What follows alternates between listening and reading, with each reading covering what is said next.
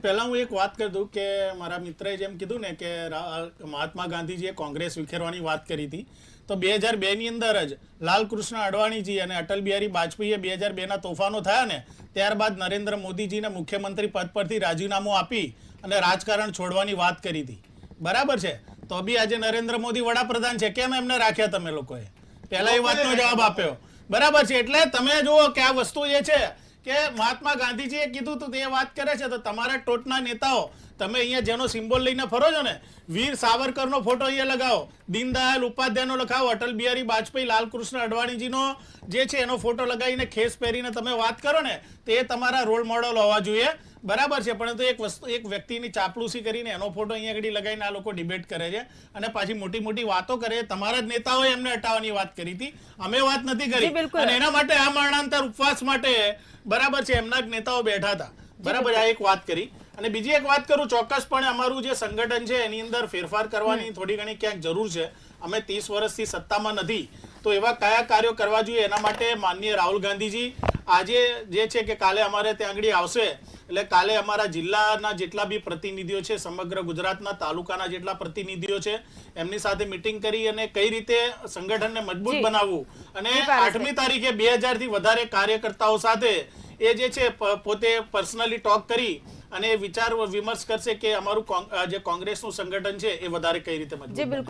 જ્યારે માનનીય રાહુલ ગાંધીજી કોંગ્રેસના ટોચના નેતા જ્યારે ગુજરાત આવતા હોય ને, તો ભાજપ કે મીડિયાએ સલાહ આપવાની જરૂર નથી કે રાહુલ ગાંધીજી ગુજરાતમાં ક્યાં જાય અને ક્યાં ના જાય.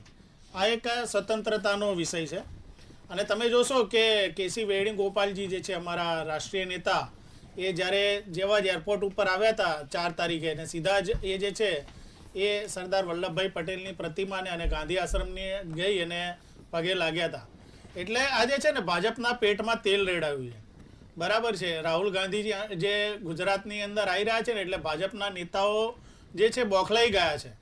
અને એ લોકો જે છે કે એ પચાવી નથી શકતા, કારણ કે રાહુલ ગાંધીજીએ 2024માં લોકસભામાં જે ચેલેન્જ ફેંકી હતી અને એમણે કીધું હતું કે ગુજરાતની અંદર બી હવે જ્યારે છે ઇન્ડિયા ગઠબંધન જે છે એ 2027ની વિધાનસભાની અંદર ફરીથી કમબેક કરશે અને સત્તા મેળવશે. એટલે અમારી આ લડાઈ છે ને, રાહુલ ગાંધીજી આવી રહ્યા છે, ચોક્કસપણે જે છે કોંગ્રેસના કાર્યકર્તાઓને મળવા આવી રહ્યા છે. અહીં આગળ જે તાલુકાના અમારા જે છે અથવા તો જિલ્લાના જે પ્રતિનિધિઓ છે કે અમારા જે ધારાસભ્યો છે કે અહીંયાનું જે સંગઠન છે એને મળવા માટે આવી રહ્યા છે. અને તેને મજબૂત કઈ રીતે કરવું, અને છેલ્લા 30 વર્ષથી અમે લોકો સત્તામાં નથી, તો એવી કઈ વાતો જે છે કે જેના લીધે અમે ફરીથી મજબૂત બની શકીએ ને, એ અમારો ઘરનો વિષય છે. અને અમે ઘરની જે છે મિટિંગ કરી રહ્યા છીએ, એમાં ભાજપને પેટમાં તેલ રેડાય ક્યાં જવું ક્યાં ના જવું ને, એ અમારો વિષય છે. બરાબર છે, અને સરદાર વલ્લભભાઈ પટેલ એ કોંગ્રેસના હતા. અમારો તો ભવ્ય ભૂતકાળ છે. હવે જેનો તો કોઈ ભવ્ય ભૂતકાળ નથી, જેનો ભૂતકાળનો કોઈ બાપ જ નથી ને, એ લોકો પોતે એમ કહી રહ્યા છે કે આ વખતે આવું થયું હતું ને એ વખતે આવું થયું હતું. તમે ક્યાં હતા? તમે તો એ લોકો વખતે છે ને જનસંઘ છે ને એ અંગ્રેજોના પેન્શન ઉપર જીવતું હતું. બરાબર છે ને, એકે જે છે ને એમનો જે છે જનસંઘનો જે છે ને નેતા છે ને કોઈ દિવસ શહીદ બી નતો થયો. અમારા નેતાઓ જે છે આજે તમે જો લાલ બહાદુર શાસ્ત્રી છે કે સરદાર વલ્લભભાઈ પટેલ છે, જવાહરલાલ નહેરુ છે, દાદાભાઈ નૌરોજી છે, આ બધા અમારા નેતાઓ હતા. એટલે અમારો ભવ્ય ભૂતકાળ છે ને એ જોઈને એમના પેટમાં તેલ રેવડાય છે. કારણ કે અમારો ભૂતકાળ હતો, બરાબર છે ને, એ ભવ્ય ભૂતકાળ હતો. આ કદાચ અત્યારે અમે સત્તામાં નથી એટલે એનો મતલબ એમ નથી. અને એ લોકો શીખવનારા કોણ કે અમે ક્યાં જઈએ ને ક્યાં ના જઈએ. બરાબર છે, એટલે સરદાર વલ્લભભાઈ પટેલ અમારા નેતા હતા. અમે અમદાવાદની અંદર જઈ અને એમની પ્રતિમાને નમસ્કાર કરીએ. બરાબર છે, નરેન્દ્ર મોદીએ સ્ટેચ્યુ ઊભું કર્યું એટલે અમારે ત્યાં જઈને નમન કરવું, તો સરદાર વલ્લભભાઈ પટેલ જે છે એને ત્યાં પગે લાગીએ તો એની અસ્મિતા જળવાશે. પરંતુ અમદાવાદની અંદર અમે જઈને પગે લાગીએ તો ના અસ્મિતા જળવાય. એવી બે મોઢાની વાતો આ લોકોની વાત છે. અને બીજી એક વાત કરું, નરેન્દ્ર મોદીજી નિષ્ફળતા છુપાવવાનો પ્રયાસ કરી રહ્યા છે.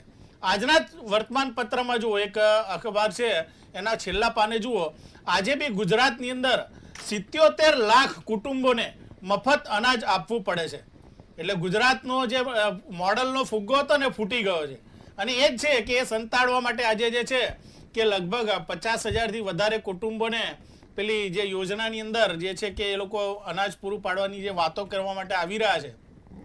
તમે ગુજરાતનો વિકાસ કર્યો હતો, તો આજે તમે જુઓ 77 લાખ. હું નથી કહેતો બેન, मीडिया कहे छे, वर्तमान पत्रों कहे छे, कांग्रेस नो कार्यकर्ता के कांग्रेस नो नेता नहीं कहतो। મીડિયા ખુદ પોતે એમ કહે છે કે 77 લાખ કુટુંબો એટલે આજે 6.5 કરોડ ગુજરાતની જનતામાંથી 3.5 કરોડ લોકોને આજે બી મફત અનાજ આપવું પડે છે. કયા ગુજરાતના વિકાસની વાત કરો છો તમે જો 30 વર્ષથી શાસનમાં હતા તો આજે બી આટલા લોકો ગરીબી રેખા નીચે કેમ જીવે છે? એટલે અમારા જે રાહુલ ગાંધીજી છે જે રીતે આજે છે વારંવાર બંધારણનું અપમાન થઈ રહ્યું છે, માન્ય ગૃહમંત્રીજીએ જે રીતે લોકસભામાં જે રીતે બંધારણનું અપમાન કર્યું, બાબા સાહેબ આંબેડકરનું અપમાન કર્યું, જે રીતે સંવિધાનનું અપમાન કરીને, બંધારણનું અપમાન કરીને જે રીતે વારંવાર જે છે કે લઘુમતી કોમને અને અન્ય જે પીછડી જાતિના લોકો જે છે કે એને જે રીતે જે છે પ્રતિનિધિત્વ નથી આપવામાં આવતું, આ બધી વાતોને લઈને અમે લોકો આજે આવ્યા છે. અને અમારી CWC ની જે બેઠક છે, કોંગ્રેસ વર્કિંગ કમિટીની બેઠક છે, તમે જુઓ બેન 1924માં જે સૌથી પહેલા CWC ની બેઠક અમારી મળી હતી એ વખતે તેનું પ્રતિનિધિત્વ મહાત્મા ગાંધીજીએ કર્યું હતું. આજે એ વખતે 100 વર્ષ પૂરા થાય છે અને એ 100 વર્ષના પૂરા થવાના નિમિત્તે આજે અમે જ્યારે જે છે કે એના 100 વર્ષ પૂરા થવાના નિમિત્તે અમે 2025માં એ CWC ની મીટિંગ અમે ગુજરાતની અંદર કરી રહ્યા છીએ. આ લોકોને શીખવવાની જરૂર નથી. ભારત એક બિન સાંપ્રદાયિક દેશ છે. એક મિનિટ બેન, ભારત એક બિન સાંપ્રદાયિક દેશ છે. અમે ગમે ત્યાં મીટિંગ કરીએ, ગુજરાતમાં કરીએ, કર્ણાટકમાં કરીએ, કન્યાકુમારીમાં કરીએ કે કાશ્મીરમાં કરીએ, તમને શું પેટમાં તેલ ઢોળાય છે? જી બિલકુલ પારસભાઈ,